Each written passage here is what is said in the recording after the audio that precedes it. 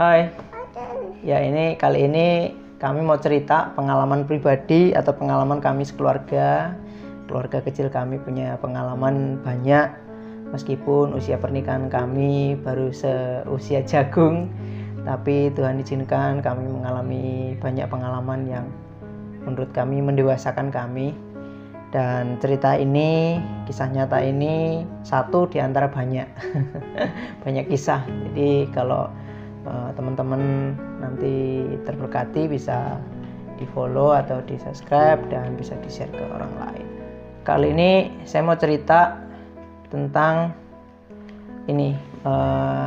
anak kami yang Tuhan percayakan untuk kami didik, namanya Diwe Pangeran Sotursi Priyanto.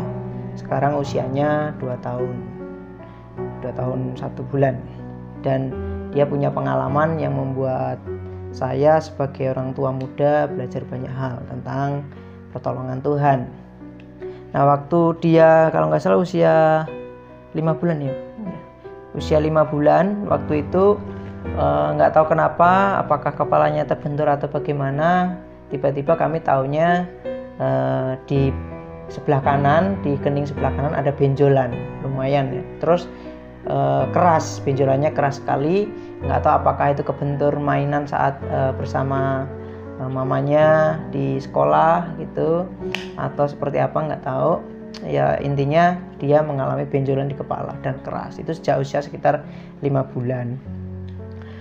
Sampai berbulan-bulan itu, sampai hampir usia 1 tahun ya, sampai hampir usia 1 tahun benjolan itu tidak hilang. Karena kalau itu hanya benjolan biasanya hilang sendiri gitu kalau usia baby, tapi ini kok nggak hilang-hilang. Nah, kami juga mulai gelisah, mulai bingung, intinya bergumul, dan orang-orang juga memberi masukan untuk dibawa ke rumah sakit untuk diperiksakan. Nah, karena kondisi kami yang pas-pasan gitu, jadi kan kami juga bergumul soal dana. Akhirnya kami coba nabung, kami tunda sampai 2-3 bulan gitu supaya kami bisa ke rumah sakit. Meskipun ada BPJS, tapi kan untuk wirawiri, biaya kesana kemari, biaya makan di jalan, untuk beli minyak kan kami juga pasti butuh dana. Nah, sedangkan kami waktu itu memang juga belum punya tabungan karena masih ya keluarga baru lah gitu. Terus singkat cerita, dananya sudah ada. Terus akhirnya kami bergegas ke puskesmas untuk minta surat rujukan fasilitas kesehatan BPJS itu, di puskesmas terdekat, untuk minta surat rujukan ke rumah sakit untuk memeriksakan kepala atau benjolan yang ada di kepala Diwe. Nah, kemudian sampai di sana, sebenarnya sebelum berangkat ke sana kami udah sepakat nanti ya intinya segera setelah dapat surat rujukan kami segera ke rumah sakit gitu, 1 atau 2 hari langsung ke rumah sakit. Tapi nggak tahu kenapa sampai di puskesmas, kan waktu itu siang hari udah mau tutup puskesmasnya. Terus saya akhirnya dipanggil ke dalam, terus ditanya, "Pak, kapan mau ke rumah sakit?" gitu. Nah, dengan cepat saya menjawab, 1 minggu kemudian gitu ya, sekitar 1 minggu lagi Pak, Bu, mau ke rumah sakit. Terus pihak puskesmas bilang, ya nggak bisa Pak, kalau mau rujukan itu ya nggak boleh lama-lama, sehari 2 hari dapat surat langsung ke rumah sakit. Kalau 1 minggu ya nanti datangnya pas mau ke rumah sakit aja, baru datang ke sini minta surat rujukan gitu. Terus saya udah nggak bisa jawab apa-apa lagi. Terus ya bingung saya kenapa jawab itu, karena sejak dari rumah udah berencana untuk ya intinya segera ke rumah sakit gitu. Tapi waktu saya ditanya pihak puskesmas, saya jawabnya seminggu lagi, dan saya nggak bisa jawab apa-apa.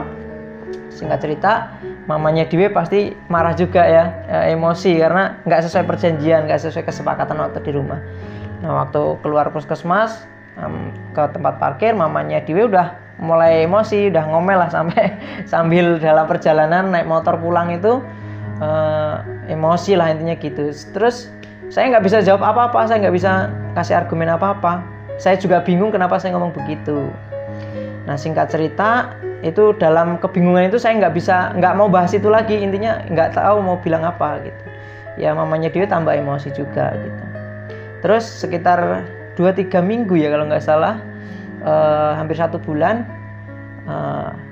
terjadi sesuatu. Nah ini yang tahu kisahnya mamanya Dewi karena saya nggak ada di rumah waktu itu. Ayo Mama Dewi cerita. Kejadiannya sih pas lagi main di ruang tamu, terus lagi main-main, terus tiba-tiba pas main di dekat pintu kesandung dia, terus langsung kena kepalanya yang benjol itu, terus dia nangis. Jungkir gitu ya? Enggak, dia kayak gini loh, kena terpelanting gitu. Langsung dikena di kepalanya yang sebelah kanan. Iya, langsung kena, terus dia nangis, terus dia nangis kencang-kencang lah, terus saya langsung gendong. Tapi nggak lihat waktu itu benjolannya? Enggak, saya gini-gini kan, terus karena dia nangis kencang-kencang langsung ke kepalanya tak elus-elus lagi. Ya sudah nggak apa-apa. Terus aku bilang gitu tuh sama dia. Terus dia masih lama nangis. Nggak lama dia berhenti lagi menangis, terus main lagi dia, nggak merasakan lagi. Terus saya nggak perhatikan lagi karena masih juga muncul kan. Nggak tahu keesokan hari atau beberapa hari nggak saya perhatikan juga. Terus hilanglah benjolannya yang ada di kepalanya. Ya, itu puji Tuhan ya, Tuhan baik. Dan waktu itu saat saya dikasih tahu sama Mama Dewi, saya ngeresponnya ya Tuhan baik, gitu aja. Saya ngerespon Tuhan baik. Padahal sebelum itu bergumul sekali kami karena soal menyiapkan dana yang menurut saya nggak terlalu banyak pun kami berjuang gitu. Tapi waktu Mama Dewi kasih tahu kalau benjolannya udah sembuh, udah hilang, saya responnya sebagai kepala keluarga responnya ya Tuhan baik, cuman gitu aja. Terus karena saya banyak kegiatan, sibuk banget waktu itu, terus ya saya hanya ngerespon begitu aja. Terus saya hanya ngeliat sekilas, oh ya udah nggak ada, udah hilang.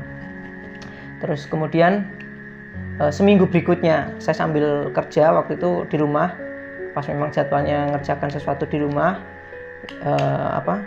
tugas kantor gitu di rumah saya kerjakan siang-siang.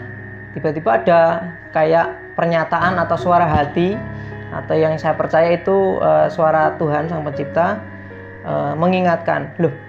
Mengingatkannya gini, kamu lupa kisah tentang kesembuhan anakmu gitu. Ada suara gitu. Terus kamu coba lihat pengalaman itu dan kamu ceritakan waktu kamu nggak bisa ngomong apa-apa saat di puskesmas. Nah, seketika saya tinggalkan kerjaan saya, terus saya cari Mama Dewi, terus saya cerita. Kemarin waktu di puskesmas, kan waktu itu Mama Dewi nggak tahu kalau saya itu ngomong keceplosan 1 minggu berikutnya baru ke rumah sakit itu. Saya belum kasih tahu karena tadi saya bilang saya nggak bisa ngomong apa-apa gitu, maksudnya bingung mau ngomong apa. Nah, waktu dapat tadi pesan tadi, saya langsung ketemu Mama Dewi bahwa kemarin saya nggak tahu kenapa harus ngomong 1 minggu, sehingga membuat kami gagal untuk ke rumah sakit gitu. Nah, singkat cerita,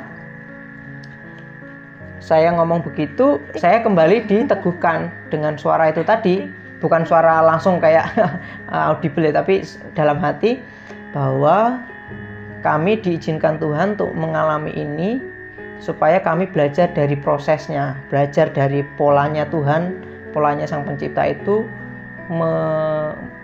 menyembuhkan Dewi dari banyak pergumulan, supaya saya belajar sesuatu gitu, bahwa Sang Pencipta tetap sayang sama kami sekeluarga, meskipun dengan kondisi yang sangat terbatas. Banyak hal keterbatasan dalam keluarga kami sebagai keluarga kecil yang usianya baru seumur jagung lah gitu, seusia jagung.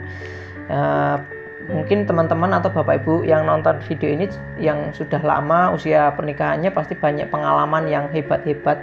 Nah, kami yang baru kemarin aja pengalamannya seperti ini.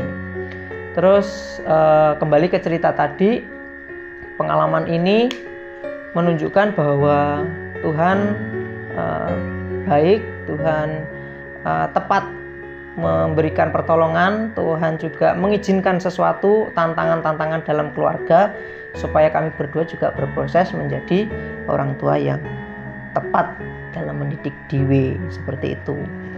Nah, mungkin ada teman-teman keluarga muda seperti saya, seperti kami lah gitu, keluarga kecil yang saat ini juga mengalami tantangan-tantangan hidup, tantangan keluarga, dan itu terasa berat mungkin. Ya usul kami sih datang aja kepada Sang Pencipta, kepada Tuhan, karena Tuhan itu sayang sama kami dan teman-teman semua. Ya Tuhan kami, Tuhan Yesus itu juga sayang kok sama teman-teman semua, meskipun mungkin teman-teman belum atau tidak percaya Yesus adalah Tuhan, tapi dia juga sayang sama teman-teman. Buktinya dia masih mengizinkan teman-teman juga untuk hidup sampai hari ini. Nah, buat kepala keluarga ya tetap minta tuntunan Sang Pencipta dalam menghadapi kehidupan ini. Mungkin dari Mama Dewi belajar sesuatu, mungkin merasa apa gitu waktu ngomel-ngomel gitu karena nggak tahu suaminya lagi bergumul atau gimana. Mungkin ada pesan? Enggak sih. Nggak ada ya. Nggak ada. Ya itulah teman-teman cerita kami, dan sekarang Dewi udah sembuh, udah ya beginilah, udah besar. Ya luar biasa. Ini satu pengalaman dari sekian banyak pengalaman yang Tuhan izinkan dalam kehidupan kami. Kalau teman-teman atau saudara-saudara semua terinspirasi, bisa di follow, bisa di share video ini, dan lain kesempatan kami juga bisa ceritakan pengalaman kami. Atau buat teman-teman atau Bapak Ibu yang punya pengalaman yang mau diceritakan kepada orang lain, bisa hubungi kami di nomor tertera di deskripsi atau di DM di IG kami atau komentar lah gitu, untuk sharing cerita pengalaman, kesaksian di seperti kami di channel ini. Terima kasih. Bye bye, sampai ketemu.